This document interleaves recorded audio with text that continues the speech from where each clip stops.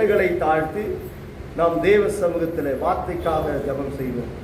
சோத்தரிக்க நன்றியோடு துதிக்கிற ஆண்டவரே, பெருமை நிறைந்தவரே, மகா இரக்கமுள்ள பரிசுத்த ஆவியானவரே, பேசுகிறது நீங்கள் அல்ல, இது பரிசுத்த ஆவியானுடைய வார்த்தை என்று சொல்லி வார்த்தையான தேவன் எங்களோடு இடைபடும். அப்பா ஏசப்பா, எங்களிடத்தில் பேசும். மனுஷனுடைய சுயம் சாம்பலாக ஆண்டவரே, மனுஷனுடைய சுய கற்பனைகளை போதனையாக்கி உபதேசங்களாய் போதிக்காதபடிக்கு ஜீவனுள்ள வார்த்தை என்னவோ அந்த வார்த்தை எங்களிடத்தில் இடைபடும். வார்த்தையில கத்தவரை நாங்கள் நடக்க தேவ கிருபையும் தேவ பலனும் எங்களுக்கு தந்தருள வேண்டும்படியாய் உடைய கரத்தில் தாழ்த்துகிறோம், அர்ப்பணிக்கிறோம், ஒப்பு கொடுக்கிறோம். நசரனாகிய இயேசுவின் நாமத்தில் ஜெபிக்கிறோம், ஜீவனும் பலனும் உள்ள எங்கள் நல்ல தகப்பனே, ஆமேன். ஹல்லேலூயா. வார்த்தைக்கு யார் உண்மையாய் செவி கொடுத்து நடக்கிறார்களோ அவர்கள் மாத்திரம்தான் ஆசீர்வாதத்தை பெற்றுக்கொள்ள முடியும். இல்லைன்னா நீங்க தலைகைய நின்னா கூட சரி, நாங்க சர்ச்சுக்கு வாரமான போறோம், நாங்க என்ன பண்றோம், பெயர் கிறிஸ்தவர்களா நாங்கள் ஜீவிக்கிறோம், கர்த்தரும் கூட நிச்சயமா ஆசீர்வதிக்கவே மாட்டார். ஏன் ஆசீர்வதிக்க மாட்டார்? அவருடைய கற்பனைகளையும் கட்டளைகளையும் நியமங்களையும் நீங்க கைகொண்டு நடந்தால் மாத்திரம்தான் ஆசீர்வாதம். என் வார்த்தைகளுக்கு யார் உண்மையாய் செவி கொடுத்து நடக்கிறார்களோ அவர்களை மாத்திரம்தான் ஆசீர்வதிப்புன்னு வேதம் எழுதப்பட்டிருக்கு. ஹல்லேலூயா. இன்னைக்கு தியானித்த சங்கீதம் 1ஆம் அதிகாரத்தை தான் நீங்க நம்ம தியானிக்க போவோம். 1ஆம் அதிகாரத்தை எடுங்க, 1வது வசனத்தை வாசிங்க. துன்மார்கனுடைய ஆலோசனை நடவாமலும் பாவிகளுடைய வழியில் நில்லாமலும் பரியாசக்காரர் உட்காரும் இடத்தில் உட்காராமலும் கர்த்தருடைய வேதத்தில் பிரியமாக இருந்து இரவும் பகலும் அவருடைய வேதத்தில் தியானமாயிருக்கிற மனுஷன் பாக்கியவான். அவன் நீர்க்கால்களில் ஓரமாய் நடப்பட்டு தன் காலத்தில் தன் கனியை தந்து இலை உதிராதிருக்கிற மரத்தை போல் இருப்பான். அவன் செய்வதெல்லாம் வாய்க்கும். ஹல்லேலூயா. துன்மார்கரோ அப்படி இராமல் காற்று பதறடிக்கும் பதரை போல இருக்கிறார்கள். ஆகையால் துன்மார்கர் நியாய தீர்ப்பிலும் பாவிகள் நீதிமான்கள் சபைகளில் நிலை நிற்பதில்லை. கர்த்தர் நீதிமான்களின் வழியை அறிந்திருக்கிறார். துன்மார்கரின் வழியோ அழியும். ஹல்லேலூயா. ஹல்லேலூயா. இன்னைக்கு இந்த வார்த்தைகளை குறித்து தான் நம்ம தியானிக்க போவோம். வாசிங்க, முதல் வசனத்தை வாசிங்க. துன்மார்கருடைய ஆலோசனையில் நடவாமல். துன்மார்குடைய ஆலோசனையில் நடவாமல். துன்மார்கன்னா யாரு? சங்கீதம் 10:3 வாசிங்க. துன்மார்கன் தன் உள்ளம் இச்சையத்ததை பெற்றதினால் பெருமை பாராட்டி பொருளை அபகரித்து தன்னைத்தானே போற்றி கர்த்தரை அசட்டை பண்ணுகிறான். நீங்க பாருங்க, கர்த்தருடைய பிள்ளைங்க போய் சொல்லுவீங்க, ஏசப்பா பார்த்தியா எனக்கு எவ்வளோ நன்மை செஞ்சுக்கிறாரு, எனக்கு எவ்வளோ நன்மையான காரியத்தை செஞ்சிருக்கிறாரு, நான் விரும்பின காரியத்தெல்லாம் ஏசப்பா எனக்கு கொடுத்துருக்கிறார் தெரியுமா? வேதம் என்ன சொல்லுது? துன்மார்கனுடைய ஆலோசனையில் நடவாமல். நீங்க அவனோடு போய் சேரும் போது இந்த துன்மார்கனுக்குள்ள இருக்கிற பொல்லாத காரியம் இருதயத்தில் வந்துடும். ஓ, அவன் கடவுளே போய் கும்பிடல, நல்லா தாங்கிறான், அவன் தேவனை தேடல, அவன் நினைச்சதெல்லாம் அவனுக்கு கிடைக்குதுதான். நான் போய் அதிகாலையில கர்த்தரை என்ன பண்ணேன், உறுதியா பிடிச்சுக்கின்னு ஒவ்வொரு நாளும் ப்ரேயர் பண்ணிட்டு தான் இருந்தேன். என் உபத்திரம் நீங்கல, என் கண்ணீர் நீங்கல, நான் ஜெபிச்ச காரியத்துக்கு கர்த்தர் பதில் கொடுக்கல. அப்ப யாரு இல்ல? கடவுளே ஒண்ணு கிடையாதுங்க. யார் சொல்லுவானா? சொல்றவன் யார்? இவன் துன்மார்கன். இந்த துன்மார்கனுடைய ஆலோசனையை கேட்கும் போது உனக்குள்ள அந்த சிந்தை வந்துடும், உனக்குள்ள அந்த எண்ணம் வந்துடும். நான் பாருங்க, ஒவ்வொரு நாளும் நான் கர்த்தருடைய சமூகத்தை தான் உட்காந்து என்ன பண்ணுவேன், ப்ரேயர் பண்ணுவேன். எனக்கு ஏதாவது ஒரு காரியம் நடக்குன்னா கர்த்தருடைய சமூகத்தில் உட்காந்து ஜெபம் பண்ணிட்டு நான் கடந்து போவேன். ஆனா எனக்கு நடக்கவே இல்லை. பக்கத்து வீட்டுக்கார ஜெபம் பண்றது இல்லை, அவன் கோயிலுக்கும் போனதில்லை, அவன் பேசுறது பூரா இட வார்த்தை, அக்கிரமமான வார்த்தை, தேவனுக்கு பிரியமில்லாத வார்த்தையெல்லாம் பேசுறான், அவன் நல்லா தாங்கிறான். அவன் எப்படிங்கிறானா? நல்லா தாங்கிறான். ஆனா நான் எப்படி இருக்கிறேன்? ஒவ்வொரு நாளும் எனக்கு கஷ்டமா இருக்குது, கண்ணீரா இருக்குது, உபத்திரமா இருக்குது. இவன் வந்து உனக்கு ஆலோசனை கொடுப்பான். இவன் யாரா?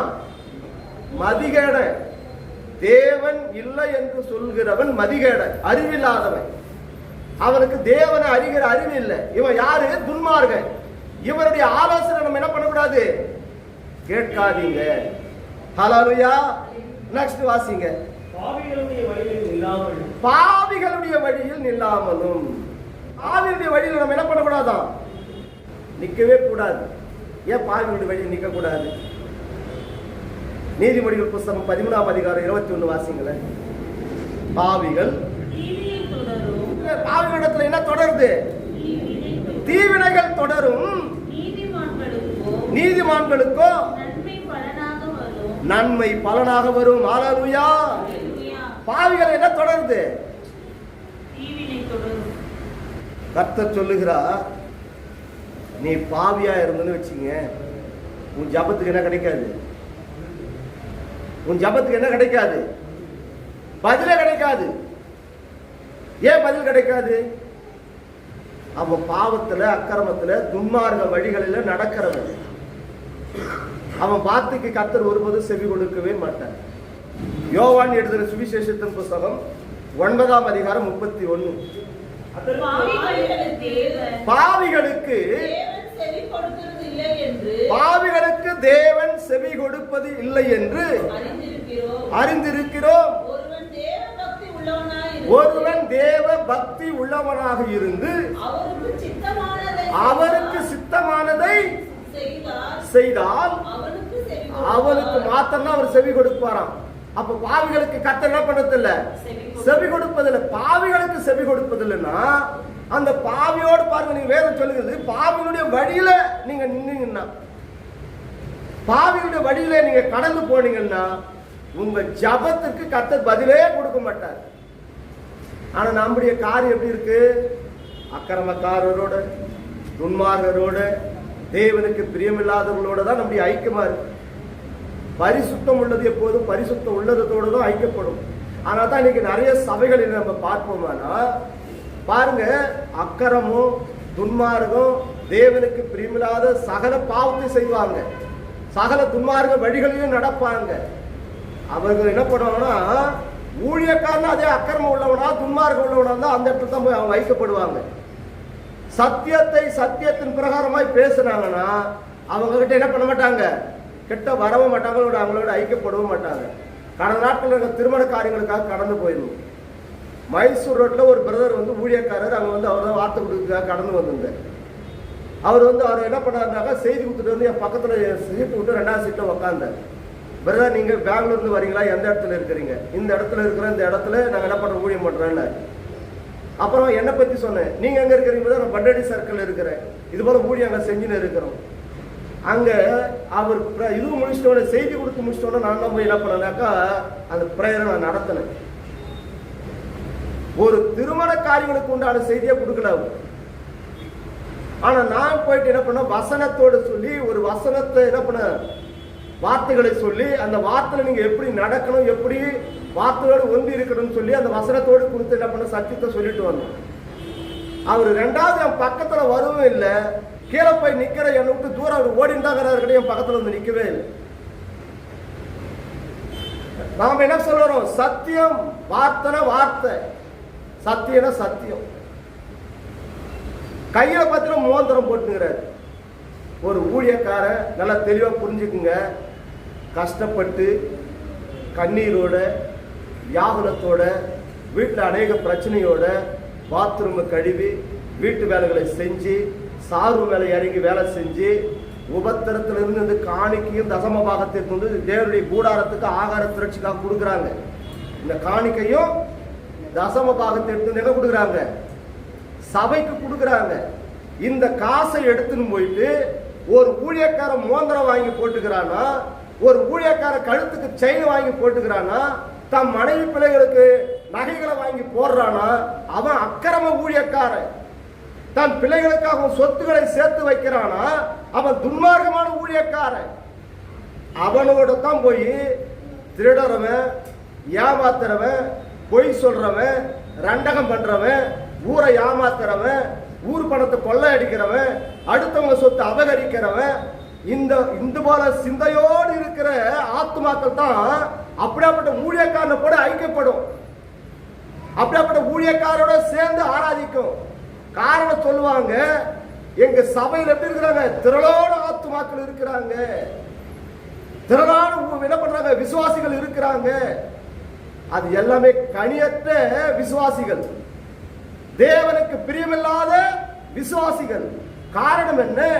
வேதம் சொல்லுகிறது, பாவி பாவியோட தான் ஐக்கியப்படுவான், துன்மார்கன் துன்மார்கனோட தான் ஐக்கியப்படுவான், நீதிமான் நீதியோட தான் ஐக்கியப்படுவான், உத்தமம் உள்ளவன் உத்தமக்காரனோட தான் ஐக்கியப்படுவான். ஹல்லேலூயா. வேதம் சொல்லுகிறது, வார்த்தைகளுக்கு உண்மையாய் நீ செவி கொடுத்து நடப்பீரானால் சத்தியத்தை அறிந்து சத்திய வார்த்தைகளுக்கு எப்படி இருப்ப, உண்மையா நடப்ப. நீங்க அப்படி இல்லை. ஹல்லேலூயா. ஒரு ஊழியக்காரனுக்கு பாருங்க, கஷ்டப்பட்டு எடுத்துன்னு வந்து நீ இப்ப என்ன பண்ணல, கையில மோதிரமா கைத்துல செயின் இல்லை, கஷ்டத்துல உபத்திரத்தில் இருந்து சபை வளர்ச்சிக்காக, சபையுடைய ஆகார திரட்சிக்காக, தேவ ராஜ்யம் கட்டப்படுவதற்காக கொடுக்கிற காணிக்கையும் தசம பாகத்தையும் கொடுக்கும் போது தன் ஆசை ஐஸ்வர்யங்களை தன் சந்ததிக்காக பெருகும்படியாய் சேர்த்து வைக்கிற ஊழியக்காரன் அக்கிரம ஊழியக்காரன். அவனோட நீ ஐக்கியப்பட்டினா நிச்சயமாய் சொல்லுகிறேன், நீ நித்திய ராஜ்யத்துக்கு வரவே முடியாது. எங்க போவ? அக்னியும் கந்தகம் எறிகிற பாதாளம். அவன் ஒருவனும் தப்பித்துக் கொள்ளவே முடியாது. அவர் என் பக்கத்திலே வரல, ஓடியே போயிட்டார் தூரம்.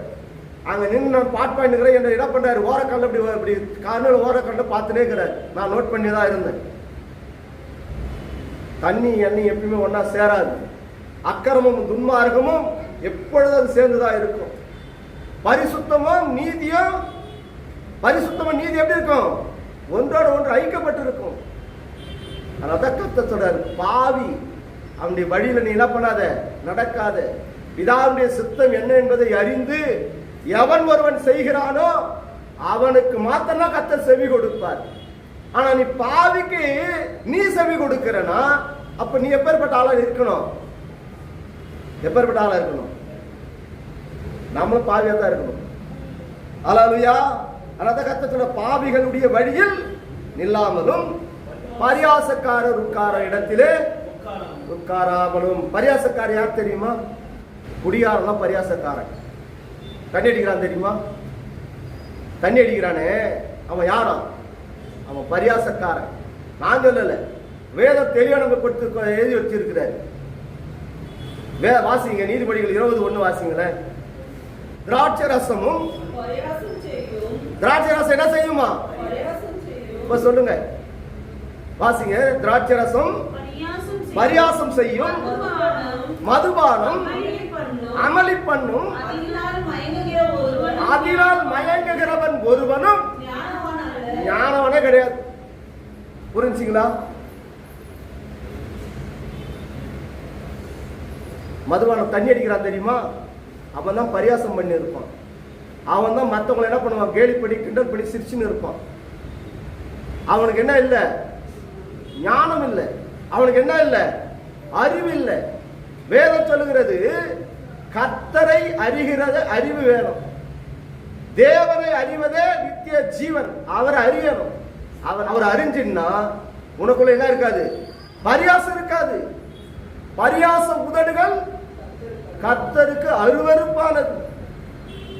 நம்ம என்னவா இருக்கிறோம், கர்த்தர் அறிஞ்சுன்னு சொல்றோம். தேவ நாமத்தை நம்ம என்ன பண்றோம், வாரந்தோறும் வந்து மகிமைப்படுத்துறோம். ஆனா உட்காந்துக்கு 4 பேரோட சேர்ந்து என்ன பண்றோம், பரியாசம் பண்ணினுக்கிறோம், கேலி கிண்டல் பண்ணினுக்கிறோம். பரியாசம் பண்ணுறவன் தண்ணி அடிச்சதுக்கு சமம். தண்ணி அடிச்சுக்கிறவனை போயிட்டு தண்ணி அடிச்சுக்கிறான் தெரியுமா? அதான் அடிச்சாலும் சரி உதைச்சாலும் சரி என்ன காரியத்தை செஞ்சாலும் அவனுக்கு என்ன ஆகாது, தெரியவே தெரியாது. அதே நீதிபதிகள் புஸ்தகம் 23ஆம் அதிகாரத்தில் எடுத்து வாசிங்களேன். கடைசி ஐயோ யாருக்கு வேதனை, யாருக்கு துக்கம், யாருக்கு சண்டைகள், யாருக்கு புலம்பல், யாருக்கு காரணமில்லாத காயங்கள், யாருக்கு ரத்தம் கலங்கின கண்கள், மதுபானம் இருக்கும் இடத்தில் தங்கி தரிப்பவர்களுக்கும் கலப்புள்ள சாராயத்தை நாடுகிறவர்களுக்கும் தானே மதுபானம் ரத்த வர்ணமாய் இருந்தது. பாத்திரத்தில் பளபளப்பாய் தோன்றும் போது நீ அதை பாராதே, அது மெதுவாய் இறங்கும், முடிவிலே அது பாம்பை போல் கடிக்கும், விரியனை போல தீண்டும். உன் கண்கள் பரஸ்திரியை நோக்கும், உன் உள்ளம் தாறுமாறுகளை பேசும். நீ நடுக்கடலிலே சயனிக்கிறவனை போலவும் பாய்மரத் தட்டிலே படுத்து இருக்கிறவனை போலவும் இருப்பாய். என்னை அடித்தார்கள், எனக்கு நோகவில்லை, என்னை அறைந்தார்கள், எனக்கு சுரணை இல்லை. அதை நான் பின்தொடர்ந்து தேட எப்பொழுது விழித்திருப்பேன் என்றாய். ஹல்லேலூயா, ஹல்லேலூயா. இப்படிதான் இருப்பானா குடிகாரன். நடுக்கடலுக்கு மறைவதுல இருக்குமா? வெளியரங்கமா இருக்கும். இந்த பரியாசக்காரனோட போய் நீ உட்கார்ந்து அவனோட சேர்ந்து ஐக்கப்பட்டு இருந்தீன்னா கர்த்தர் எப்படி உன் ஜபத்துக்கு பதில் கொடுப்பார்? துன்மார்கனோடு நீ ஐக்கப்பட்டு இருந்தா, துன்மார்கன் யாரு? தேவன் இல்லை என்று சொல்கிறவன் தான் துன்மார்கன். அவன் தான் மதிகேடன், அறிவில்லாதவன். சாராயத்தை குடிக்கிறவனும் அறிவில்லாதவன் தான். ஹல்லேலூயா. துன்மார்கனும் அறிவில்லாதவன் தான். ஹல்லேலூயா. அதான் கர்த்தர் சொல்லுகிறார், துன்மார்களுடைய ஆலோசனையில் நடவாமலும் பாவிகளுடைய வழியில் நில்லாமலும் பரியாசக்காரர் உட்கார இடத்தில் உட்காராமலும் இரவும் பகலும் என் வேதத்தின் மீது தியானமாய் இருக்கிற மனுஷன் பாக்கியவான். ஹல்லேலூயா. இரவு பகல வேதத்தை தியானிக்கிறோமா? சொல்லுங்க. நீதிமொழிகள் 6ஆம் அதிகாரம் 23 வாசிங்க. கட்டளையே விளக்கு, வேதமே வெளிச்சம், போதகருடைய சிச்சை தான் ஜீவ வழி. இந்த வழியை நீங்க பின்பற்றுறீங்களா? நீங்க ஏன் நம்ம வாழ்க்கையில ஆசீர்வாதம் இல்லை தெரியுமா?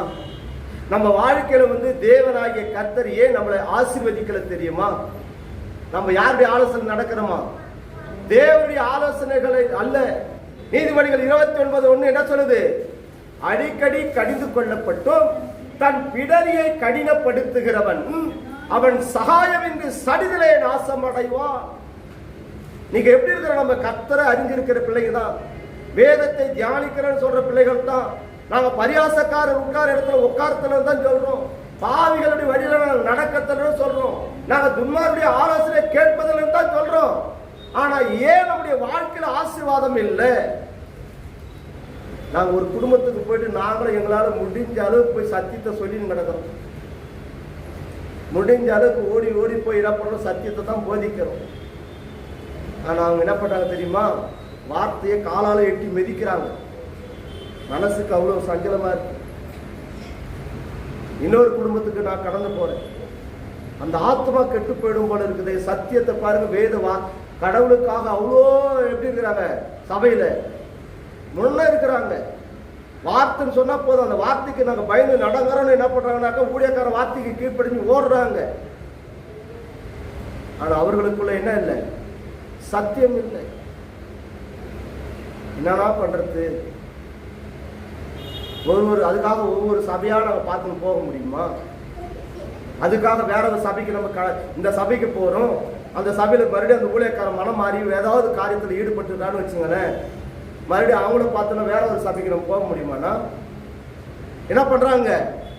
சத்தியத்தை அறிந்திருந்தும் வார்த்தைகளுக்கு செவி கொடுக்காமல் அவங்க எப்படி இருக்கிறாங்க? துன்மார்க்க வழிகளிலும் துன்மார்களுடைய ஆலோசனைகளில் நடக்கிறாங்க.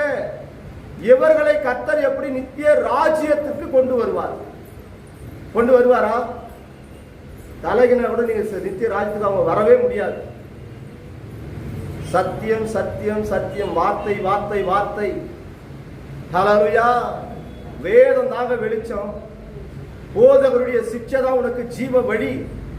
அந்த போதகத்தை போதிக்கிற பாருங்க, வேதம் சொல்லுகிறது இயேசு கிறிஸ்துவானவர் இந்த பூமியிலே வாழ்ந்த நாட்களில் அவர் போதகராகவும் இருந்தார். சத்தியத்தை மாத்திரம் தான் வெளிப்படுத்தினார். சத்தியமுள்ள வார்த்தைகளை மாத்திரம் என்ன பண்ணாரு சொன்னார். வேதம் நமக்கு எப்படி இருக்குது? வெளிச்சமா இருக்குது. இந்த வெளிச்சத்துல நீங்க நடங்க. உலகத்தில் வந்து எந்த மனுஷனையும் பிரகாசிக்க வைக்கிற அந்த மெய்யான ஒளி உன்னிடத்திலே காணப்படுமானால், இப்ப வாசித்த இந்த துன்மார்க்க வழி, அக்கிரம வழி, தேவனுக்கு பிரியமில்லாத சகல இருள்களை உன்னை விட்டு நீங்க ஓடிடும். இன்னைக்கு ஏன் நீங்க இடருண்டு கிடக்குறீங்க? வேதத்தை தியானிக்கிறோம். அதிகாலையில் இருந்து நாங்கள் வேதத்தை அடிக்கடி தியானிக்கிறோம். அதிகாலையில் இருந்து இந்நாள் வரைக்கும் நாங்கள் வேதத்தை தியானிக்கிறோம். கையை தூக்கும் பார்க்கலாம். எப்படி வசனம் தெளிவா நமக்கு சொல்லுது. இரவும் பகலும் என் வேதத்தின் மீது பிரியமாயிருக்கிற மனுஷன் பாக்கியவான். இந்த வேதத்தின் மீது பிரியனா என்ன தெரியுமா? இஸ்ரவேலே கேள், உன் தேவனாகிய கர்த்தர் ஒருவரே, அவரை முழு இருதயத்தோடும் முழு பலத்தோடும் அன்பு கூறுவாயாக. இதான் நேசம். இதுதான் நேசம். இதுதான் அன்பு. இத சிநேகிக்கலன்னா உன்னை நித்திய ராஜ்யத்துக்கு கர்த்தர் எப்படி கொண்டு போவார்? இரவு பகலும் நீ வேதத்தை தியானிக்கலன்னா இந்த வார்த்தையான தேவன் உனக்குள்ள எப்படி தங்கி தாபரிப்பார்? ஆதியிலே வார்த்தை இருந்தது. அந்த வார்த்தை தேவனிடத்தில் இருந்தது. அது தேவனாகவே இருந்தது. அந்த வார்த்தை மாமிசமாகி கிருபையும் சத்தியம் நிறைந்தவராய் அவர் உனக்குள்ளே வாசம் பண்ணுவார். இந்த வசனத்தை நீ தியானிக்கல, இந்த வார்த்தையை நீ என்ன பண்ற? இரவும் பகலும் வேதத்தை நீ வாசிக்கலனா எப்படி நம்ம நித்திய ராஜ்யத்துக்கு கடந்து போக முடியும்? யோவான் எழுதின சுவிசேஷம் 5:39 கர்த்தர் என்ன சொல்லுகிறார்? வேத வாக்கியங்களை நீங்கள் ஆராய்ந்து பாருங்கள், அது உங்களுக்கு நித்திய ஜீவனை கொடுக்கும். என்னை குறித்து சாட்சி கொடுப்பவை இவைகளே. இந்த தேவ திருவசனம் தான் நாளைக்கு உங்களை நித்திய ராஜ்யத்தில் கொண்டு போய் நிற்கும் போது சாட்சி கொடுக்கும். நாம சொல்றோம் தெரியுங்களா? ஒவ்வொருத்தருக்கும் ஓடி ஓடி போய் சத்தியத்தை சொல்றோம். சத்தியத்தை நீ கேட்டும் உணர்வில்லாதபடிக்கு உன் இருதயம் கடினப்பட்டு இருக்குமானால், வேதம் சொல்லுகிறது அடிக்கடி கடிந்து கொள்ளப்பட்டும் தன் பிடரியை கடினப்படுத்துகிறவன். பிடரி என்றால் என்ன? இருதயம். தன் இருதயத்தை கடினப்படுத்துகிறவன் அவன் சகாயமின்றி சடுதிலே நாசம் அடைவான். ஹல்லேலூயா, ஹல்லேலூயா. வார்த்தைகளுக்கு நீங்க உண்மையாய் செவி கொடுத்து நடக்கணும். சத்தியம், சத்தியம், சத்தியம். அவர் உண்மையுள்ள தேவன். இயேசு கிறிஸ்து எப்படிப்பட்ட தேவனா? உண்மையுள்ளவர்.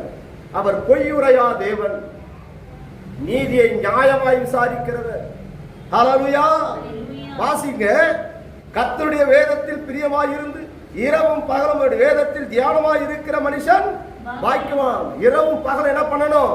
வேதத்தை தியானிக்கணும்.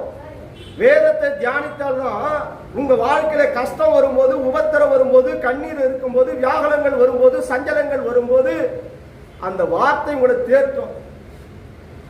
ஹல்லேலூயா. அதனால கர்த்தர் சொல்லுகிறார், அவன் நீர்க்கால்களில் ஓரமாய் நடப்பட்டு தன் காலத்தில் தன் கனியை தந்து இலை உயிரா மரத்தை போல் இருப்பான். அவன் செய்வதெல்லாம் வாய்க்கும். ஏன் நம்முடைய வாழ்க்கையில வாய்க்காமல் போவதற்கு காரணம் என்ன? நீங்க ஜெபித்த ஜெபம் நடக்காமல் இருப்பதற்கு காரணம் என்ன? நீங்க வேதத்துல பிரியமா இல்லை. நீங்க தேவனை நீங்க நேசிக்கல. ஏதோ 1-2 காரியம் நடந்த உடனே ஏசப்பா எவ்வளவு எவ்வளோ நேசம் தெரியுமா? கர்த்தர் என்னை எப்படி நேசிக்கிறார் தெரியுமா? கர்த்தர் என் ஜெபத்திற்கெல்லாம் பதில் கொடுக்கிறார் தெரியுமா? அது இல்லைங்க. தானியேல் ஜெபித்த உடனே கட்டளை பெறப்பட்டதாம். அவன் ஜெபிச்ச அடுத்த செகண்ட்ல என்ன வந்துச்சு? தேவனிடத்திலிருந்து கட்டளை பெறப்பட்டது. ஹல்லேலூயா. இந்நாள் வரைக்கும் ஏன் நம்முடைய ஜெபத்திற்கு பதில் கொடுக்கல? நம்ம அநேக காரியங்களுக்காக ஜெபம் பண்ணியிருக்கோம். ஏன் இந்த ஜெபத்திற்கு கர்த்தர் பதில் கொடுக்கல? ஏன் இந்த ஜெபத்திற்கு கர்த்தர் ஏற்ற சமயத்தில் அந்த காரியங்களை வாய்க்க செய்யல? இங்க வேதம் சொல்லுகிறது, அவன் செய்வதெல்லாம் வாய்க்கும். அதான் அடிக்கடி என்ன சாட்சி சொல்ல முடியும். இம்மட்டுமாய் என் தேவனாய் கர்த்தர் எனக்கு ஒரு குறை வைக்கல. அந்த வேதத்திலிருந்து இரவும் பகலும் என் வேதத்தின் மீது பிரியமாயிருக்கிற மனுஷன் பாக்கியவான். அவன் நீர்க்கால்களில் ஓரமாய் நடப்பட்டு தன் காலத்திற்கு தன் கனியை கொடுப்பான். அவன் இலையுதிரா மரத்தை போல் இருப்பான். அவன் செய்வதெல்லாம் வாய்க்கும். என்ன நிறைய பேர் இருந்தாலும் கேட்டாங்க, நீ எல்லா ஜபத்தெல்லாம் கர்த்தர் உன் ஜபத்துக்கெல்லாம் பதில் கொடுத்தாருன்னு சொல்ற, உன் வாழ்க்கையில் எல்லாமே ஒரு நன்மை இதுவரை குறை வைக்கலன்னு சொல்ற, ஏன் உன் பிள்ளைங்களுக்கு உனக்கு கல்யாணமே ஆகாதுக்குது? எனக்கு கேட்டவங்க எத்தனை பேர்? அப்படியே நீ போய் கண்ணீர் விட்டு ஜபம் பண்ணினா அடுத்த நிமிஷமே கர்த்தர் இறங்கி என்ன பண்ணிடுவார், பதில் கொடுப்பாருன்னு சொல்ற, ஏன் உன் பிள்ளைங்களுக்கு உங்களுக்கு கல்யாணமே ஆகல? வேதம் தெளிவா சொல்லுங்க. நீங்க நல்லா நினைச்சு பாருங்க.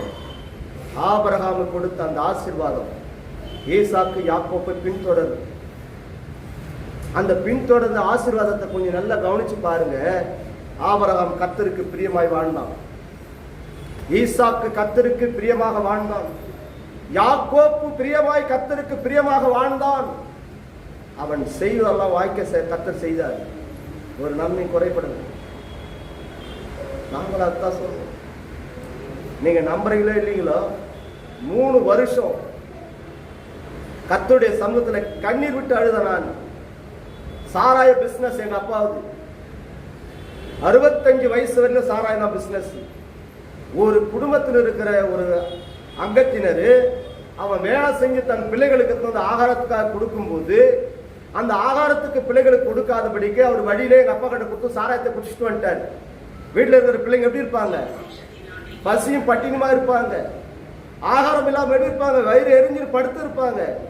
அவங்க பெத்தவங்க வந்து மண்ணை வாரி ரோட்டில் விட்டுருப்பாங்க. அவன் குடும்பம் நாசமா போகுமா? அவன் பிள்ளைகள் நாசமா போகுமா? அவன் குடும்பம் நாசமா போகுமா? மண்ணை வாரி விட்டுருப்பாங்க. எங்க அப்பனுக்காக, எங்க அம்மாவுக்காக, எனக்காக, என் கூட பிறந்த சகோதரிகளுக்காக விட்டுருப்பாங்க. நான் கர்த்தருடைய சமூகத்துல கண்ணீர் விட்டு அழுதேன்.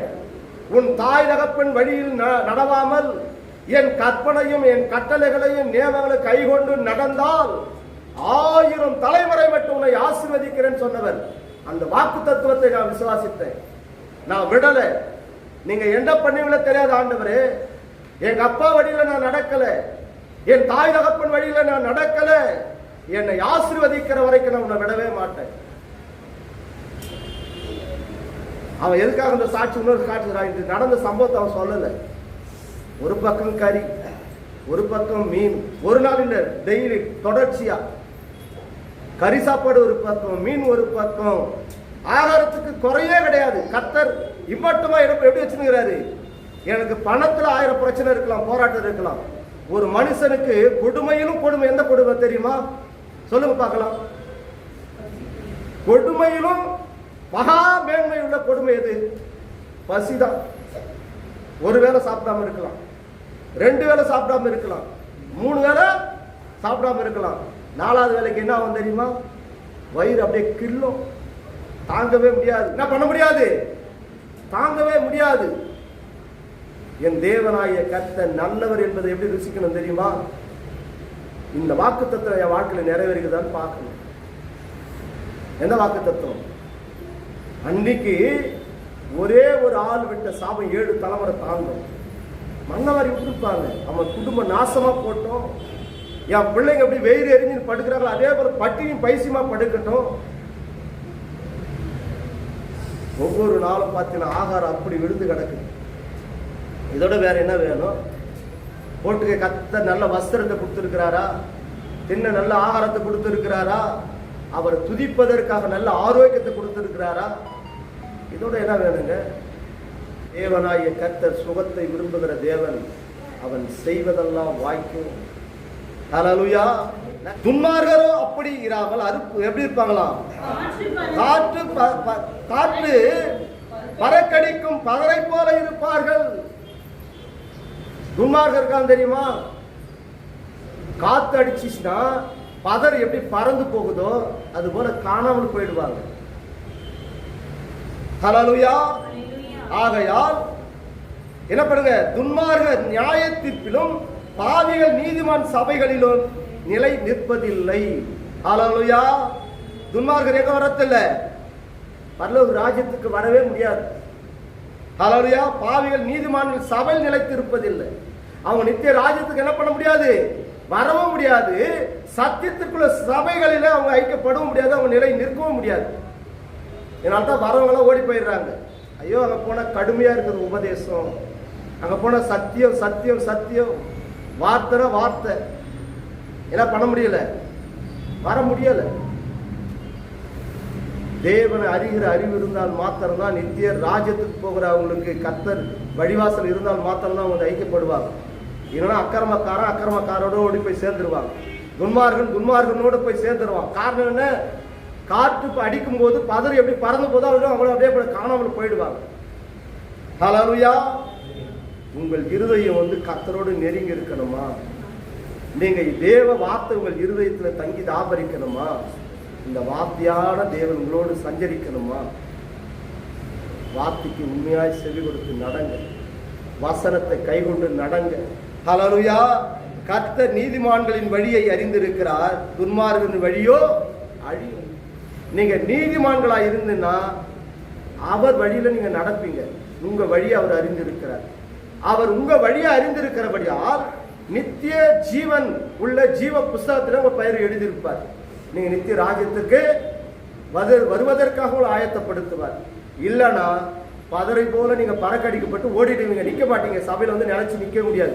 அதனால தான் முடிவு பரியந்தம் நிலைத்திருப்பவரே ரட்சிக்கப்படுவான். ஹல்லேலூயா. வாசியுங்க நீதிமொழிகளின் புஸ்தகம் 3ஆம் அதிகாரம் 3ஐ வாசிங்களேன். கிருபையும் சத்தியமும் உன்னை விட்டு விலகாதிருப்பதாக நீ அவைகளை உன் கழுத்திலே பூண்டு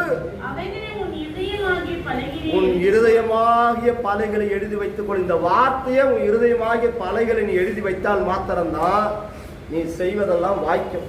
நீ என்ன நினைக்கிறியோ அது நடக்கும்.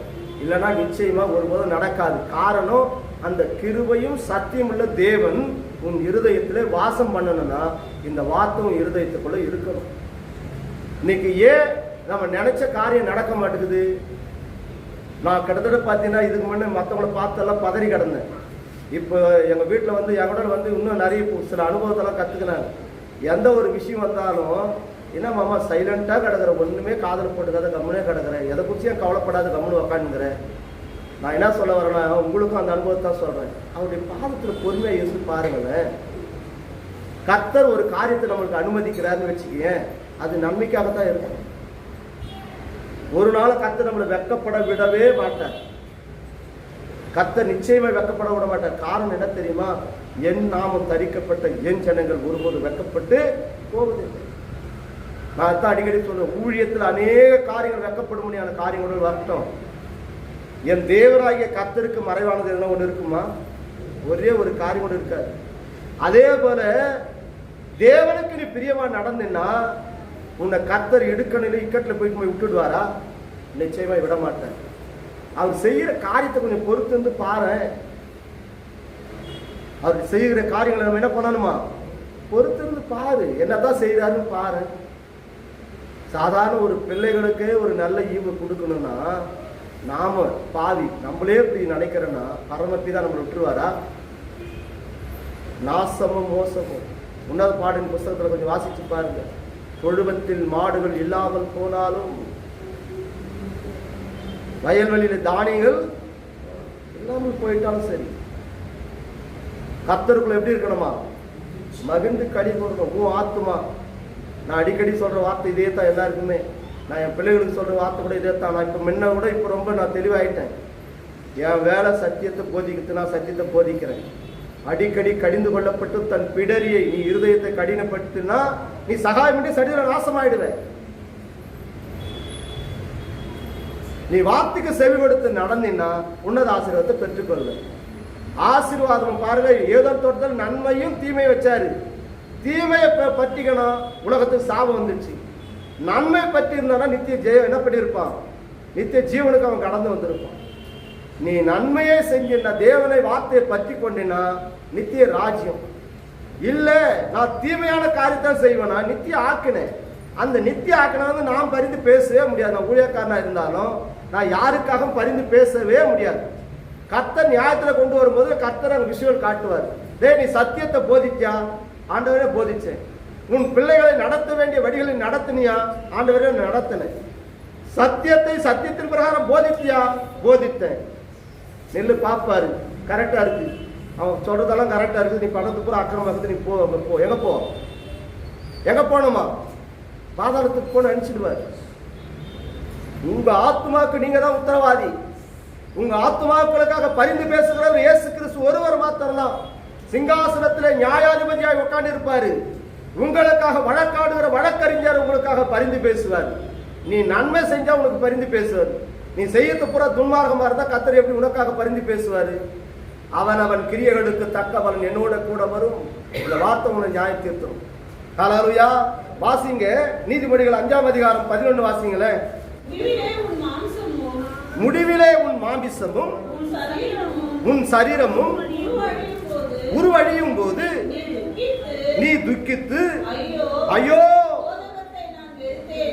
போதகத்தை நான் வெறுத்தேனே, கடிந்து கொள்ளுதலை என் மனம் அலட்சியம் பண்ணினதே, என் போதகரின் சொல்லை நான் கேளாமலும் எனக்கு உபதேசம் பண்ணினவர்களுக்கு என் செவியை சாயாமலும் போனேனே. சபைக்குள்ளும் சங்கத்துக்குள்ளும் கொஞ்சம் குறைய எல்லா தீமைக்கும் உள்ளானே என்று முறையிடுவாய். ஹல்லேலூயா, ஹல்லேலூயா. வேதம் சொல்லுகிறது, என் போதகருடைய பேச்சை நான் என்ன பண்ணல, கேட்கல. நீங்க ஓடி அப்படிதான் சத்தியத்தை சொல்லுங்க. சத்தியத்தை என்ன பண்றோம்? மனம் திரும்புங்க, மாறுங்க, அக்கிரமக்காரனோட சேராதீங்க, துன்மார்க்கனோட போய் சேராதீங்க. என்ன பண்றாங்க? விசுவாசிகளுக்கு போய் சொல்றோம். இப்ப அதனால தான் என்ன பண்றேன், இப்போ கிட்டத்தட்ட 1 மாசமா ஒரு முடிவுக்கு வந்துட்டேன். ஏசப்பா, நீங்க சொல்ற இடத்துக்கு நான் போறேன். யாருக்கு சொல்றீங்களோ அவங்களுக்கு சத்தியத்தை சொல்றேன். யார் வீட்டுக்கு ஜெபிக்க கடந்து போக சொல்றீங்களோ அங்க போறோம். இல்லைன்னா நாங்க எங்கேயும் நான் போறது இல்லை. உன் பாதத்துல நான் உட்கார்ந்து இருக்கிறேன். உன் பாதத்துல என்ன பண்றேன்? ஜெபிக்கிறேன். அதே போல யாரையும் கட்டாயப்படுத்தி இந்த சபைக்கு வாங்கின யாரையும் கூப்பிடாதீங்க. மன வருத்தப்படுத்தி இந்த இடத்துல வந்து தேவனை ஆராதிக்கணும், அவருடைய நாமத்தை மகிமைப்படுத்தணும் அவசியமே கிடையாது. நீங்க வந்து இந்த இடத்துல ஜனத்தை கூட்டணும் கிடையாது. இது வந்து கட்சி மீட்டிங்கும் கிடையாது. தேவனை ஆராதிக்கிற ஸ்தலம், உண்மையுள்ள தெய்வத்தை ஆராதிக்கிற இந்த ஸ்தலத்துல அவர் யாரை முன்குறித்திருக்கிறாரோ அவர்கள் மாத்திரம் வரட்டும்னு ஜெபம் பண்ணுங்க. கர்த்தர் கண்டிப்பா கொண்டு வருவார். நித்திய ராஜ்யத்துக்கு அவர்களை ஆயத்தப்படுத்துவார். சபையில வந்து கொண்டு வந்துட்டு நாமளும் ஓடி போயிட்டு அவங்க கிட்ட என்ன பண்றோம்? சர்ச்சுக்கு வாங்க பிரதர், ஆண்டவரை துதிக்கணும், கர்த்தர் நாமத்தை மகிமைப்படுத்தணும் சொன்ன தெரியுங்களா? அடிக்கடி கடிந்து கொள்ளப்பட்டும் தன் பிடரை என்ன பண்றாங்க? கடினப்படுத்துறாங்க. அவங்க சகாயமின்றி சடுதலை நாசம் அடைவாங்க.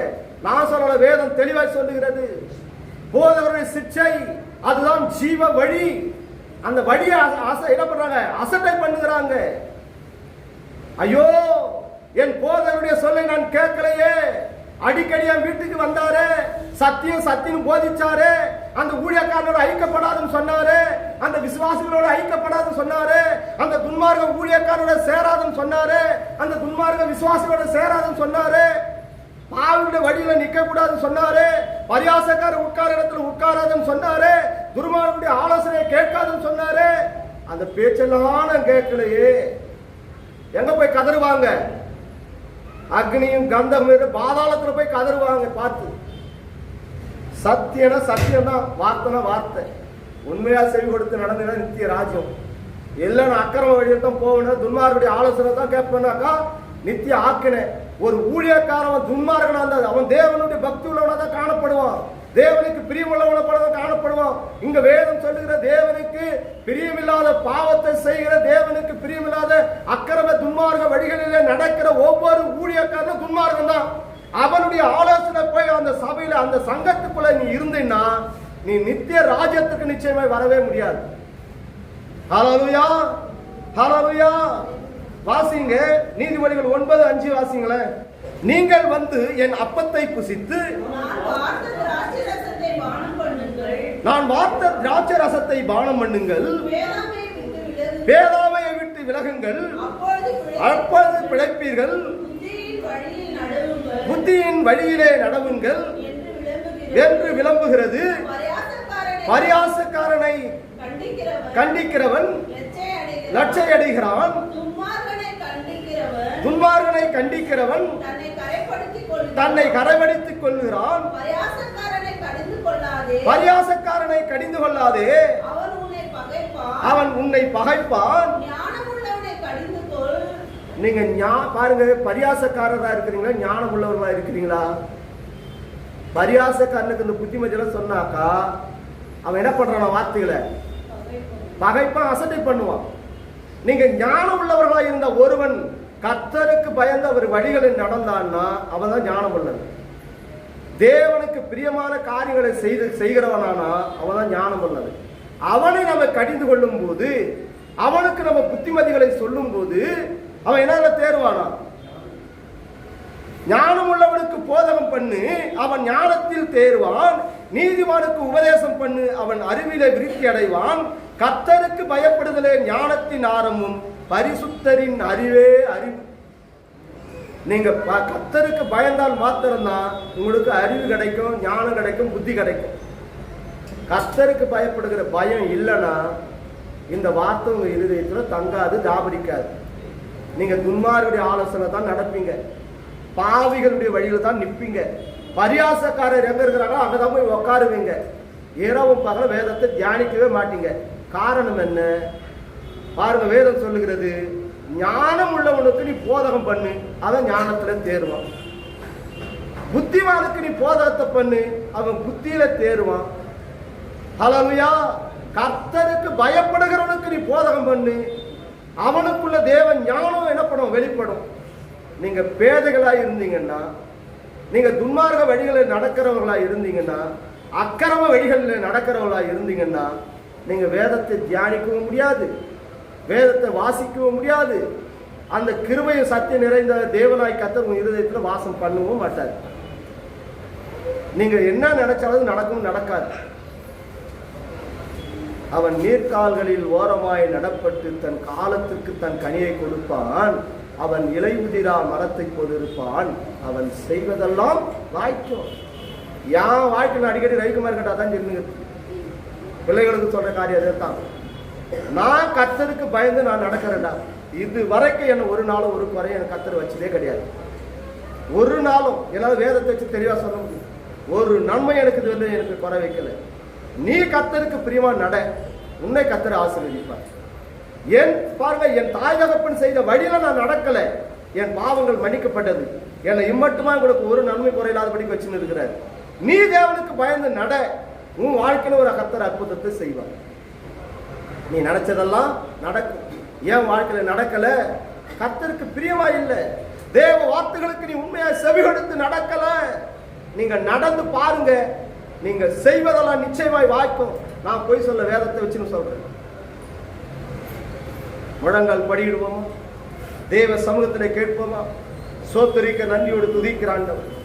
கிருபை நிறைந்த மகா இரக்கமுள்ள எங்கள் பரிசுத்த ஆவியானவர், பேசுகிறது நீங்கள் அல்ல, இது பரிசுத்த ஆவியானுடைய வார்த்தை என்று சொல்லி வார்த்தையான தேவன் எங்களோடு இடைப்பட்டீரப்பா.